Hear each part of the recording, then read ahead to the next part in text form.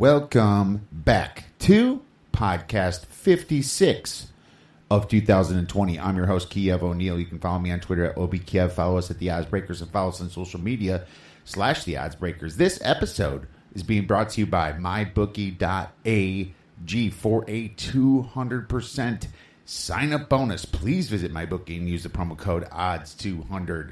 Terms and conditions apply. If you'd like to help us out with our cause, sponsor the website and podcast, we would love to help you out. Please visit theoddsbreakers.com. Become a member for $17.99 a month. You can get my plays and premium plays before the line moves.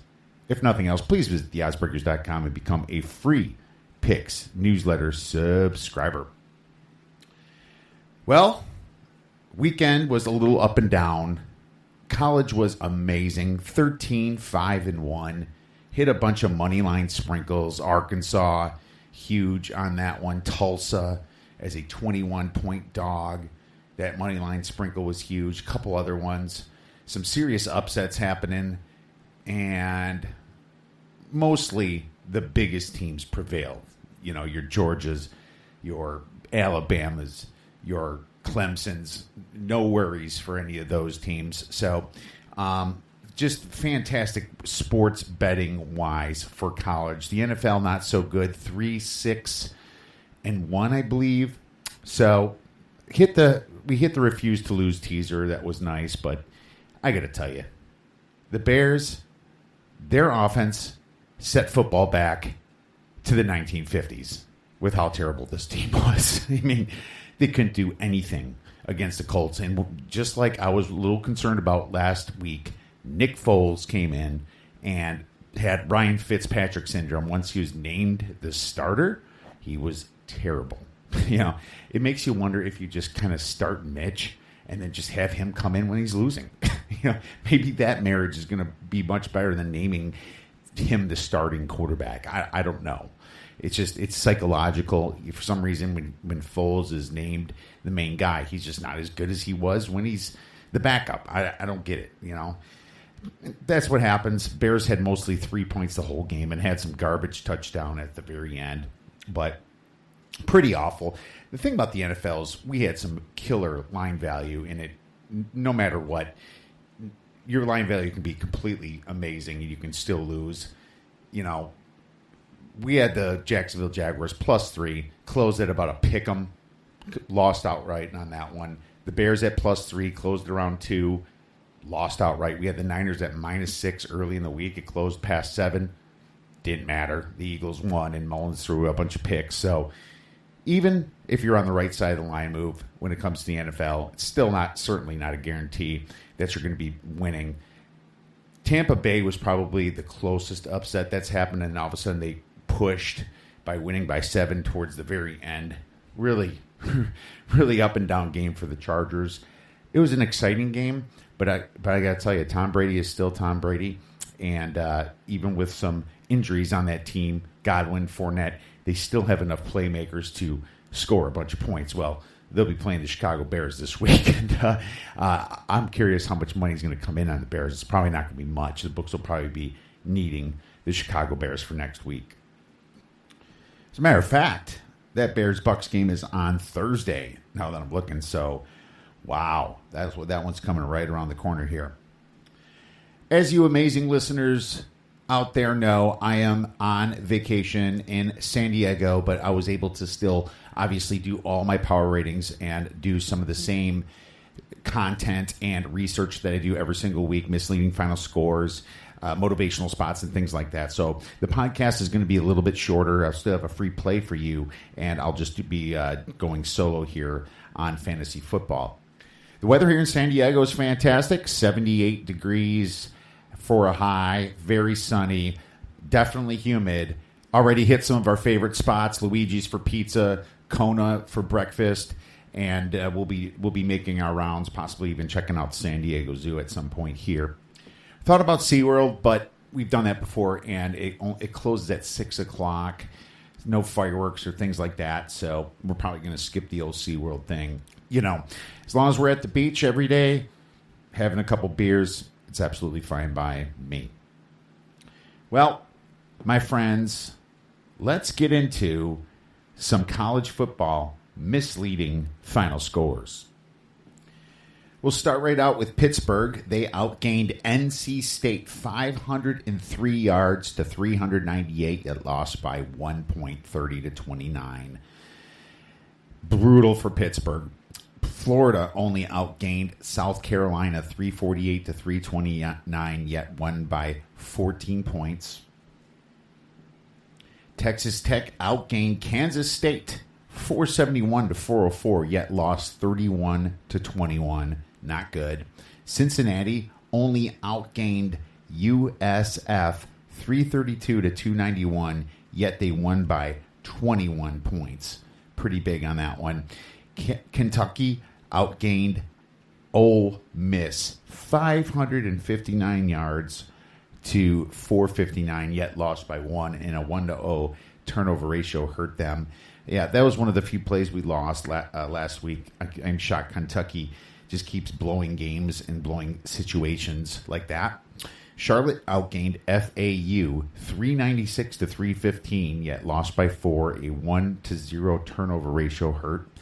Louisiana Monroe outgained Georgia Southern 426 to 369, yet lost by 5.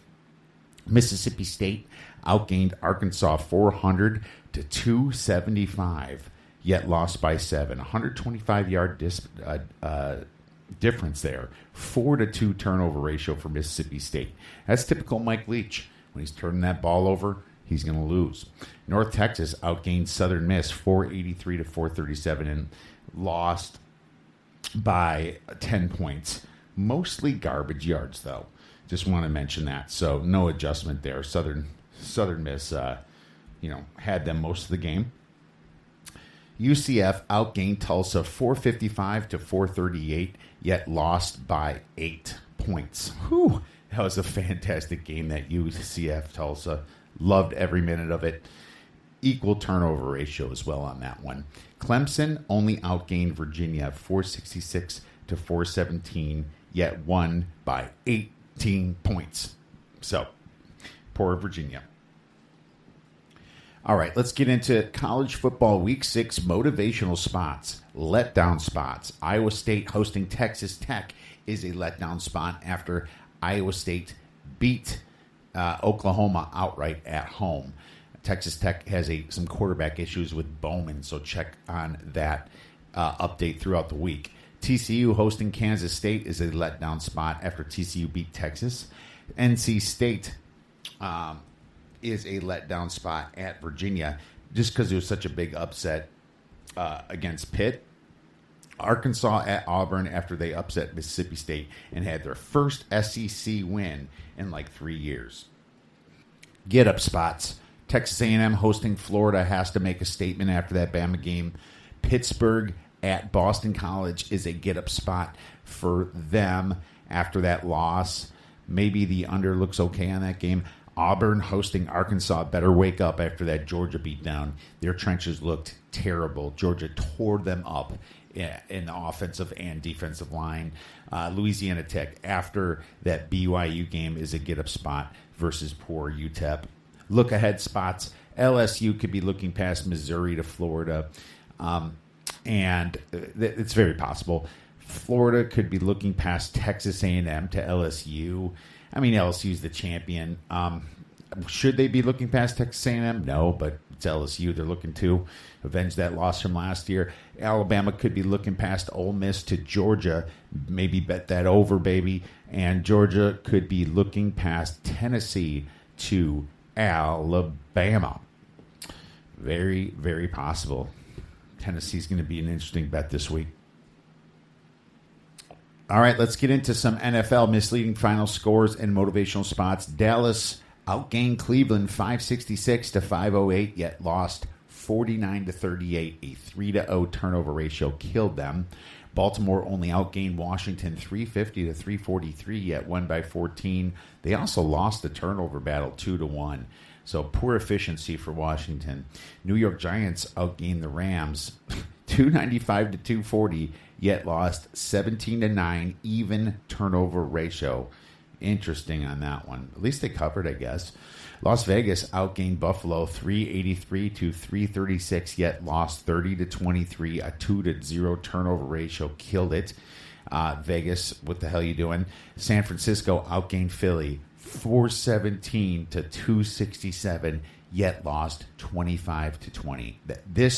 That number discrepancy, those yards right there, 150 yards, that should have been your spread. That should have been past 7 points right there. A 3-1 turnover ratio hurt. Nick Mullins, just awful 3 turnovers for that kid. Ruined our day. Unreal. Let's get into some motivational spots. The Browns, we'll start with letdown spots. The Browns hosting the Colts after they beat the Cowboys could be feeling a little high and mighty here. The Eagles at the Steelers after they got their first W is a bit of a letdown spot. Get up spots. Our Cardinals at the New York Jets after losing 2 weeks in a row here. They better get their heads out of their asses. And just remember, just a reminder to everybody, get up spots, they're not like, every team should be getting up every week, right? But there's just a little bit extra for sometimes teams in situations. So I do mention get up spots, and I think they're important. LSU was in a get up spot against Vandy last week, and they destroyed them. Texans hosting the Jaguars after having no wins. They better get the hell up here, being 0-4. Raiders at the Chiefs after they lost 2 in a row is a get up spot. Any winless team right now is dangerous, even the freaking Jets. We have the Jets 10-1 to be the last winless team out there. It's looking pretty good so far, but I got to tell you, the Giants are looking pretty bad, and they have a hard schedule as well. And the Falcons have a pretty tough schedule themselves for a winless team. We'll see what happens tonight with Green Bay versus Atlanta. Look ahead spots. Rams could be looking past Washington to San Francisco. All right. Now it is time for a free play, and we're going to go to the NFL right now. We're taking the Pittsburgh Steelers versus the Philadelphia Eagles under 44.5 points. I gave this out earlier at 46 points. The line moved the last couple hours. I still like it all the way down to 43. The Steelers have the best defense in the NFL. Absolutely the best. And they can turn it on and off whenever they want. The Eagles' defense has actually been somewhat decent here. Have you not noticed? If it wasn't for the Mullins turnovers, they would have never got 25 points that game. The Eagles just lethargic on offense. All these offensive line troubles. There's absolutely no way that they're going to be able to get some points against Pittsburgh. And I think Pittsburgh will get some points against the Eagles, as you can see the spread tells you. But this is just one of those spots for the Eagles that they got their first win, can breathe a little bit. They're going to have to go to Pittsburgh, Pennsylvania War right there. And it's going to be too tough of a match for them. I love Pittsburgh in a lot of ways this week, probably also on the teasing that 7 all the way down to 1. But the play is under 44.5, and I think this one's going to be a solid one for you. How much you want to make a bet I can throw a football over the mountains? All right, my friends, now it is time for a little fantasy football, and D Nasty is on the bye this week, being that I am on vacation and we can't get our clocks right. Key injuries is what we're starting with. Austin Eckler, running back, bad hamstring injury. It's like a grade 2 one. And he's going to be out for a while. It looks like 3 or 4 weeks minimum. He's on the IR, and this was probably the nastiest injury of the week here. Not too bad for injuries. O.J. Howard, he's out for the Tampa Bay Bucks for a while. He's got an Achilles injury. Nick Chubb has an MCL injury, is also on the IR. I suppose his injury could be listed as pretty serious too, along with Eckler's. Chubb is going to miss at least 4 weeks, possibly more. Leonard Fournette, running back, he actually missed last game due to his ankle injury. He could definitely miss the next game. LaShawn McCoy also got injured. His ankle also was injured that same game, Tampa Bay, when they played this week against the Chargers. Waiver wire. Here's your pickups, my friends. Joshua Kelly, running back for the Eckler injury. Huge. He's going to be the biggest pickup, in my opinion. Justin Jackson will also get some additional carries over there, so pick him up if you have to. D'Ernest Johnson for the Chubb injury. He had 13 rushing attempts, more than Kareem Hunt last week. You got to grab him. And if not him, Dontrell Hilliard is the guy next in line, if not Johnson, for the Chubb injury. Ronald Jones will get the bulk of the carries if Fournette's out, but Keyshawn Vaughn will probably get some work as well because McCoy's also out. Teddy Bridgewater having a solid year is definitely a good quarterback streamer. Traquan Smith, wide receiver for the Michael Thomas injury. He's huge. Jamison Crowder, the Jets' only playmaker. He is going to score a little bit. Not often, but a little bit. Isaiah Ford, wide receiver, 10 targets last week. He plays for the Dolphins. Darnell Mooney had 9 targets with the Bears last week. Unfortunately, many of them were horrible throws. Non-starters trending up for Week 5.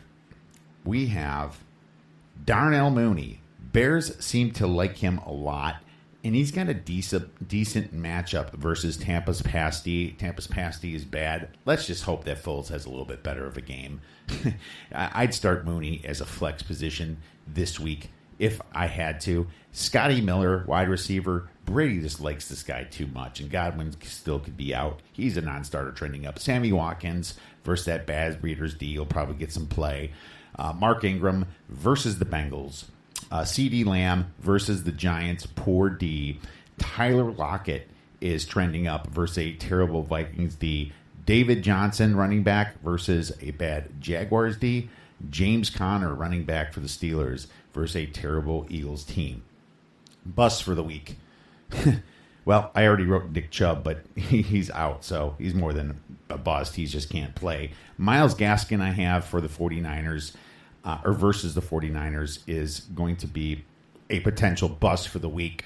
Joe Burrow, after he got his first W versus that Ravens D, not excited to start Joe Burrow. He is a gamer, though. Carson Wentz versus the Steelers. No chance in hell would I be starting Carson Wentz. And Derrick Henry for the Titans versus that tough Bills D is one that could bust for this week. Now for the nasty sleeper of the week, we are going with Tyler Lockett versus that terrible Vikings D. As you can see, the Vikings give up a ton of passing yards. Russell Wilson to Tyler Lockett is going to be fantastic this week, and he is due for a big breakout game. All right, my friends, sorry the podcast is so short this week, obviously due to vacation. We'll have one more podcast this week with some free plays for college as well as the NFL, including our Refuse to Lose teaser, and we will go back and hit the Bow to the Gambling Gods parlay. Have a fantastic rest of your week, and go get some winners.